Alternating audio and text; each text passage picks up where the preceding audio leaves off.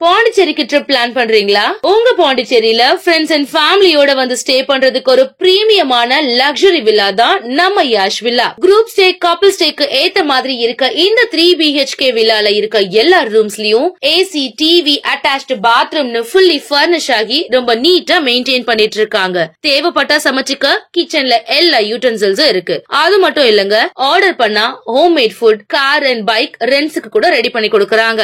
அது மட்டும் இல்லங்க, வாக்கபிள் டிஸ்டன்ஸ்ல veg and non-veg hotels, KFC chicken and super மார்க்கெட்ஸும் அவைலபிளா இருக்கு. உங்க வீக்கெண்ட இன்னும் வைப் ஆக்குறதுக்கு பிரைவேட் ஸ்விம்மிங் பூலும் இருக்குங்க. கார் பார்க்கிங் வசதியோட இருக்க நம்ம யாஷ் வில்லா பாண்டிச்சேரியோட சென்டர்ல இருக்கிறதுனால இங்க இருந்து 5 கிலோமீட்டர்ஸ்ல எல்லா டூரிஸ்ட் அட்ராக்ஷன்ஸையும் நீங்க ஈஸியா ரீச் பண்ணிடலாம். இன்னும் எங்க வெயிட் பண்ணிட்டு இருக்கீங்க? உடனே கால் பண்ணுங்க 9952421750. உங்க ஸ்டேவை கன்ஃபார்ம் பண்ணிக்கோங்க.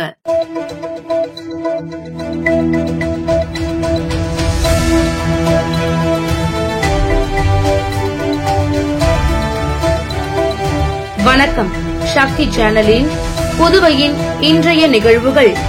தீபாவளி பண்டிகை மாசு கடந்த ஆண்டை ஒப்பிடும்போது 45% குறைந்துள்ளது என மாசு கட்டுப்பாட்டு குழும ஆய்வில் தெரியவந்துள்ளது. புதுச்சேரியில் நேற்று முன்தினம் தீபாவளி பண்டிகை பட்டாசு வெடித்து கோலாகலமாக கொண்டாடப்பட்ட சூழ்நிலையில் மாசு கட்டுப்பாட்டு குழுமம் பதிவு செய்த காற்று மாசுபாடு ஆய்வு முடிவுகள் வெளியாகியுள்ளன. புதுச்சேரியில் சாதாரண நாட்களில் மிதவை மாசு துகள்கள் 44 மைக்ரான் அளவில் இருந்தது. ஆனால் தீபாவளி அன்று இந்த மதிப்பு 3 மடங்கு உயர்ந்து 133 மைக்ரான் அளவு பதிவாகி இருந்தது. கடந்த ஆண்டு தீபாவளி மாசினை ஒப்பிடும்போது மிதவை துகள்கள் மிகவும் மாசு என்ற நிலையில் இருந்து மிதமான மாசு என்ற நிலையை அடைந்திருந்தது. புதுச்சேரியில் கடந்த ஆண்டு தீபாவளி பண்டிகை அன்று காற்றின் மாசு 367 அளவு பதிவாகி இருந்தது. அதுவே இந்த ஆண்டு 300 அளவாக குறைந்துள்ளது. இந்த காற்று தர குறியீட்டிலும் மிகவும் மாசு என்ற நிலையில் இருந்து புதுச்சேரி மிதமான மாசு என்ற நிலையை எட்டி சற்றே ஆறுதலை அளித்துள்ளது. கடந்த ஆண்டு தீபாவளி பண்டிகையை ஒப்பிடும்போது 45% காற்று மாசு குறைந்து இருந்தது. இதன் மூலம் சுப்ரீம் கோர்ட் அறிவுறுத்திய நேரத்தில் பட்டாசு வெடிக்க பொதுமக்களிடம் விழிப்புணர்வு ஏற்பட்டுள்ளது தெரியவந்துள்ளது. புதுச்சேரியில் நேற்று நள்ளிரவு கனமழை பெய்ததால் தாழ்வான பகுதிகளில் மழைநீர் சூழ்ந்து சாலைகளில் மழை வெள்ளம் பெருக்கெடுத்து ஓடியது. தொடர் கனமழை காரணமாக இன்று அரசு மற்றும் தனியார் பள்ளிகளுக்கு விடுமுறை அளிக்கப்பட்டுள்ளது. புதுச்சேரியில் நேற்று நள்ளிரவு நகரம் மற்றும் கிராமப்புற பகுதிகளில் கனமழை பெய்தது. இந்த கனமழை காரணமாக பாவாணன் நகர், புசி வீதி, கருவடிக்குப்பம், பாரதி வீதி, மறைமலை அடிகள் சாலை, ரெயின்போ நகர், கிருஷ்ணா நகர், இந்திரா காந்தி சதுக்கம் உள்ளிட்ட நகரின் பல்வேறு பகுதிகளில் முழங்கால் அளவிற்கு தண்ணீர் தேங்கியது. குறிப்பாக சாரம் மற்றும் பாவாணர் நகர் பகுதிகளில் வீடுகளுக்குள்ளும் மழைநீர் புகுந்ததால் பொதுமக்கள் கடும் சிரமத்திற்கு ஆளாகினர். மேலும் மழை காரணமாக வாகனங்கள் நீரில் ஊர்ந்தபடி சென்றன. இதனிடையே தொடர் கனமழை காரணமாக புதுச்சேரியில் அரசு மற்றும் தனியார் பள்ளிகளுக்கு இன்று விடுமுறை அளித்து கல்வித்துறை உத்தரவிட்டுள்ளது. இணைய வழியில் வெள்ளி வளையல் ஆர்டர் செய்த பெண்ணிடம் ரூபாய் 1,84,000 மோசடி செய்யப்பட்டது குறித்து போலீசார் விசாரணை நடத்தி வருகின்றனர். புதுச்சேரி ஒயிட் டவுனை சேர்ந்த பெண் ஒருவர் ஆன்லைனில் வந்த வெள்ளி வளையல் தயாரிப்பு தொடர்பான விளம்பரத்தை பார்த்து வளையல்களை ஆர்டர் செய்துள்ளார். இதனை அடுத்து அந்த பெண்ணை தொடர்பு கொண்ட நபர் நிறுவனத்திலிருந்து பேசுவதாக கூறி ஆர்டர் செய்த வளையல்களுக்கு முன்பணம் செலுத்தும்படி கூறியுள்ளார். இதனை அடுத்து 2 தவணைகளாக ரூபாய் 1,84,000 அந்த நபருக்கு அனுப்பியுள்ளார். ஆனால் ஆர்டர் செய்த வெள்ளி வளையல் பார்சல் எதுவும் அவருக்கு வரவில்லை. மேலும் அந்த மர்ம நபரையும் தொடர்பு கொள்ள முடியவில்லை. அதன் பிறகே மோசடி கும்பலிடம் தான் பணத்தை இழந்தது தெரிய வந்தது. இதுகுறித்த புகாரின் பேரில் இணையவழி குற்றப்பிரிவு போலீசார் வழக்கு பதிவு செய்து விசாரணை நடத்தி வருகின்றனர். உழவர்கரை சட்டமன்ற தொகுதிக்கு உட்பட்ட ஜான்குமார் நகர் சாலைகளை உடனடியாக சீரமைக்க அப்பகுதி மக்கள் கோரிக்கை விடுத்துள்ளனர். உழவர்கரை சட்டமன்ற தொகுதிக்கு உட்பட்ட ஜான்குமார் நகர் பகுதியில் கடந்த 2 மாதங்களுக்கு முன்பாக தெருக்களில் செம்மண் கொட்டப்பட்டது. சாலைகள் சரியாக அமைக்கப்படாத காரணத்தினால் சாலைகளில் தண்ணீர் தேங்கி நிற்பதாக நகராட்சி அலுவலரிடம் தெரிவிக்கப்பட்டு அதனை சரி செய்ய சங்கத்தின் மூலமாக கடிதம் கொடுக்கப்பட்டது. ஆனால் இதுவரை எந்தவிதமான நடவடிக்கையும் எடுக்காததால் மழைநீர் தேங்கி ரோடுகள் சேதமாகியுள்ளது.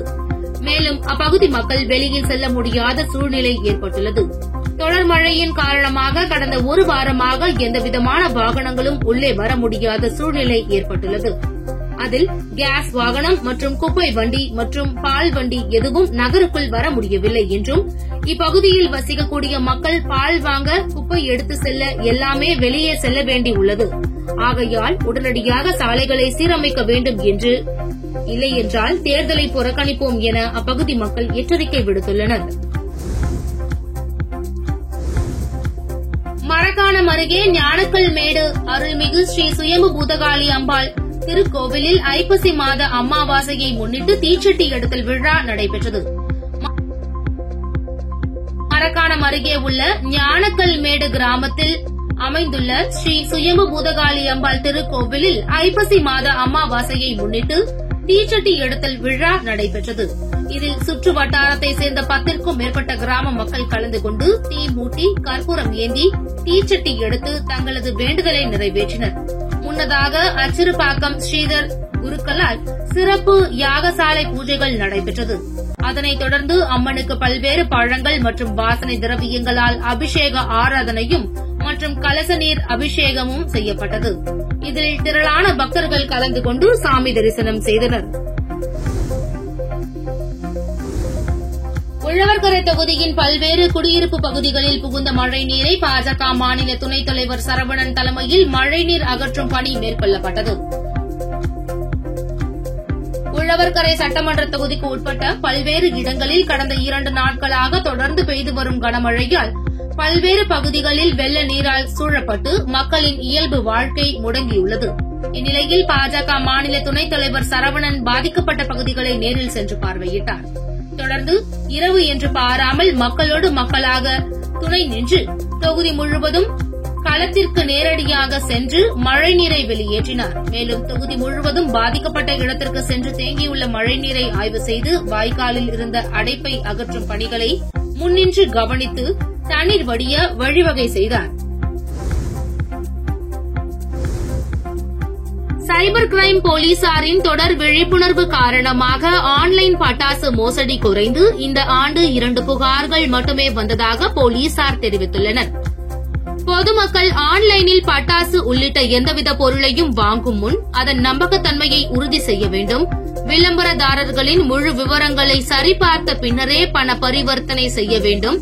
ஆன்லைன் விளம்பரங்களை மட்டும் நம்பி பணத்தை இழக்க வேண்டாம் என புதுச்சேரி சைபர் கிரைம் போலீசார் பொதுமக்களுக்கு தொடர்ந்து விழிப்புணர்வு ஏற்படுத்தி எச்சரிக்கை விடுத்தனர். இதற்கு கைமேல் பலனாக ஆன்லைன் பட்டாசு மோசடி தொடர்பாக 2 புகார்கள் மட்டுமே புதுச்சேரி சைபர் கிரைம் போலீசாருக்கு வந்துள்ளது. அதிலும் ஆன்லைனில் பட்டாசு மோசடியில் போலீஸ்காரர் ஒருவர் என்பது குறிப்பிடத்தக்கது. இதுகுறித்து Puducherry cyber crime police inspector Thiyagarajan கூறுகையில், கடந்த 2023 மற்றும் 2024 ஆண்டுகளில் தீபாவளியின் போது ஆன்லைன் பட்டாசு மோசடி தொடர்பாக 50க்கும் மேற்பட்டோர் பல லட்சம் ரூபாய் வரை இழந்ததாக புகார்கள் பெறப்பட்டது. ஆனால் இந்த ஆண்டு பல்வேறு விழிப்புணர்வுகள் ஏற்படுத்தப்பட்டதன் காரணமாக ஆன்லைன் பட்டாசு மோசடி வெகுவாக குறைந்து 2 புகார்கள் மட்டுமே பெறப்பட்டுள்ளது என்றார். நேற்று இரவு பெய்த கனமழை காரணமாக வீராம்பட்டினம் சுனாமி குடியிருப்பு பகுதியில் வாய்க்காலில் அடைப்பு ஏற்பட்டு குடியிருப்பு பகுதி முழுவதும் வெள்ளக்காடாக மாறியது. உடனடியாக திருமதி விஜயலட்சுமி ஜெயமூர்த்தி அவர்கள் அப்பகுதிக்கு விரைந்து சென்று பொதுமக்களுக்கு ஆறுதல் கூறி அதிகாரிகளை தொடர்பு கொண்டு மீட்பு நடவடிக்கையை மேற்கொள்ள கேட்டுக் கொண்டார். இவர்களுடன் பொதுமக்களும் காங்கிரஸ் கட்சி நிர்வாகிகளும் உடனிருந்தனர். காலாப்பட்டு தொகுதியில் கனமழையால் பாதிக்கப்பட்ட பல்வேறு இடங்களை அர்ஜுனகுமாரி அறக்கட்டளை நிறுவனர் செந்தில் பார்வையிட்டு மக்களுக்கு ஆறுதல் தெரிவித்தார். புதுச்சேரியில் நேற்று இரவு பெய்த கனமழை காரணமாக தாழ்வான பகுதிகளில் மழைநீர் சூழ்ந்துள்ளது. அந்த வகையில் நேற்று பெய்த கனமழை காரணமாக காலாப்பட்டு தொகுதிக்குட்பட்ட பெரிய காலாப்பட்டு, சின்ன காலாப்பட்டு, பிள்ளைச்சாவடி உள்ளிட்ட மீனவ கிராமங்கள் பெரிதும் பாதிக்கப்பட்டன. இதனிடையே அர்ஜுனகுமாரி அறக்கட்டளை நிறுவனர் செந்தில் பாதிக்கப்பட்ட மீனவர் கிராமங்களை பார்வையிட்டு அவர்களுக்கு ஆறுதல் தெரிவித்தார். மேலும் அவர்களுக்கு தேவையான உதவிகளை செய்யுமாறு தனது ஆதரவாளர்களுக்கு உத்தரவிட்டார். ஒவ்வொரு மழை காலங்களிலும் இதே நிலை தொடர்வதாகவும் கடந்த 10 வருடங்களாக அதிகாரத்தில் இருப்பவர்கள் பாதிக்கப்பட்ட இடங்களை பார்வையிட வருவதும் போட்டோவுக்கு போஸ்ட் கொடுத்துவிட்டு சென்று விடுவதாகவும் எந்தவித நடவடிக்கையும் எடுப்பதில்லை என மீனவர்கள் அவரிடம் வருத்தம் தெரிவித்தனர். அதனைத் தொடர்ந்து கணபதி செட்டிக்குளம் கங்கையம்மன் கோவில் எதிரில் உள்ள குளத்தின் கரை உடைந்த நிலையில் அதனை சரி செய்யவும் பணியினை பார்வையிட்டார். இந்த ஆய்வின் போது அர்ஜுனகுமாரி அறக்கட்டளை நிர்வாகிகள், தொகுதி என்ஆர் காங்கிரஸ் நிர்வாகிகள் உடனிருந்தனர். தீபாவளி அன்று கொட்டும் மழையிலும் அயராது பணிபுரிந்த 50,000க்கும் மேற்பட்ட வாகனங்களை ஜிஎஸ்டி சாலையில் பாதுகாப்பாக அனுப்பிய விழுப்புரம் மாவட்ட காவல்துறைக்கு பொதுமக்கள் பாராட்டு தெரிவித்துள்ளனர். தீபாவளி பண்டிகை முடிந்து தென் மாவட்டங்களிலிருந்து சென்னை நோக்கி செல்லும் வாகனங்கள் விழுப்புரம் மாவட்டத்தில் 77 கிலோமீட்டர் தூரம் கொண்ட தேசிய நெடுஞ்சாலையை கடந்து செல்ல அரசூர், இருவேல்பட்டு, அண்ணாமலை பைபாஸ் ஜங்ஷன், பாப்பனப்பட்டு, விக்கிரவாண்டி ஆகிய 5 இடங்களில் மேம்பால பணிகள் நடைபெற்று வந்த போதிலும் கனமழை பெய்து கொண்டிருந்த போதிலும் மழையின் காரணமாக சாலைகள் பழுதடைந்து போக்குவரத்திற்கு இடையூறாக இருந்த போதிலும் கனரக வாகனங்களை தேசிய நெடுஞ்சாலையிலிருந்து மாற்றுப்பாதைக்கு அனுப்பி பொதுமக்கள் 50,410 வாகனங்களில் எவ்வித போக்குவரத்து நெரிசல் இன்றி ஜிஎஸ்டி சாலையில் சென்னை நோக்கி செல்வதற்கு கொட்டும் மழையிலும் அயராது பணிபுரிந்த விழுப்புரம் மாவட்ட காவல்துறையினரை பொதுமக்கள் பாராட்டி வருகின்றனர். ஊசுட்டேரியை குடிநீர் திட்டத்திற்கு மீண்டும் பயன்படுத்துவது குறித்து புதுச்சேரி அரசு ஆலோசனை நடத்தி வருகிறது. புதுச்சேரி நகர பகுதியில் குடிநீர் பற்றாக்குறை தலை தூக்கியதால் ஊசுட்டேரியிலிருந்து தினமும் 2 கோடி லிட்டர் குடிநீர் கொண்டுவர 47.5 கோடியில் காங்கிரஸ் ஆட்சி காலத்தில் திட்டமிடப்பட்டது. இதற்காக பொறையூரில் வாய்க்கால் பணியும் துவங்கப்பட்டது. ஊசுட்டேரியிலிருந்து எடுக்கப்படும் குடிநீரை சேகரிக்க ராட்சச தொட்டியில் சுத்திகரிக்கவும், அதன்பின் ஊசுட்டேரியிலிருந்து முத்திரையர்பாளையத்தில் உள்ள குடிநீர் நிலையத்திற்கு 4 கிலோமீட்டர் தொலைவிற்கு குழாய்கள் பதித்து குடிநீர் கொண்டு செல்ல திட்டமிடப்பட்டது. ஆனால் பசுமை தீர்ப்பாயம் தலையீட்டினால் ஊசுட்டேரி 2008ஆம் ஆண்டு புதுச்சேரி அரசாலும் 2014ஆம் ஆண்டு தமிழக அரசாலும் பறவைகள் சரணாலயமாக அறிவிக்கப்பட்டது. அதனை அடுத்து ஊசுட்டேரி குடிநீர் திட்டத்திற்கு சிக்கல் ஏற்பட்டு அப்படியே கைவிடப்பட்டது. தற்போது ஊசுட்டேரியை குடிநீர் திட்டத்திற்கு மீண்டும் பயன்படுத்துவது குறித்து புதுச்சேரி அரசு ஆலோசித்து வருகிறது. இது தொடர்பாக பொதுப்பணித்துறை வாயிலாக பணிகள் முடுக்கிவிடப்பட்டுள்ளன. ஊசுட்டேரியின் குறைந்தபட்ச கொள்ளளவை பாதிக்காமல் கூடுதல் உபரி தண்ணீரை மட்டும் குடிநீரை பயன்படுத்தப்பட உள்ளது. குறிப்பாக மழை காலங்களில் மட்டும் தினமும் 10 mld வீதம் 3 மாதத்திற்கு எடுக்கலாம் என்பதே புதுச்சேரி அரசின் கணக்காக உள்ளது. இத்திட்டம் நடைமுறைக்கு வரும்போது நகர பகுதியில் வசிக்கும் 2 லட்சம் மக்களுக்கு குடிநீர் கொடுக்கலாம் என்பது குறிப்பிடத்தக்கது. புதுச்சேரியில் பிரசித்தி பெற்ற கௌசிக பாலசுப்ரமணிய ஆலயத்தில் 73ஆம் ஆண்டு கந்த சஷ்டி விழா கொடியேற்றத்துடன் தொடங்கியது.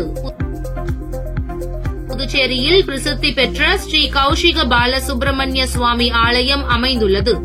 இங்கு ஆண்டுதோறும் கந்த சஷ்டி விழா வெகு விமர்சையாக கொண்டாடப்படுவது வழக்கம்.